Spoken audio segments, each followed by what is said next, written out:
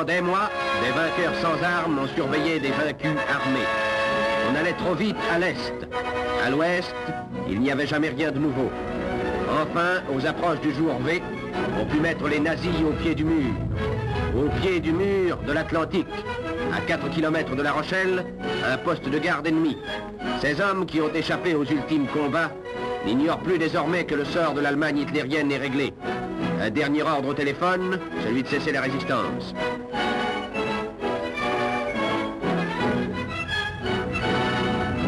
Et bientôt, la poche de La Rochelle commence à se vider.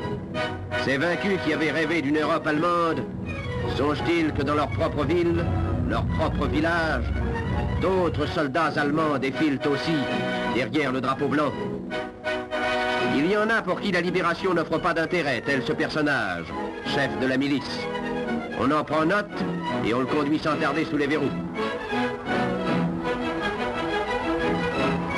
Ces étranges véhicules ont été construits clandestinement par les hommes de la résistance.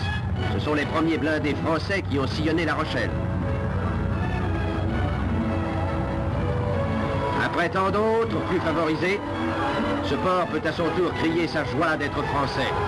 Pour la première fois depuis des mois et des mois, le défilé d'une force armée soulève l'enthousiasme des Rochellois.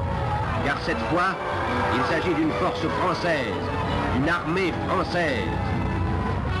En respirant l'air de la victoire, la France a crevé les poches de l'Atlantique et retrouvé ses frontières maritimes.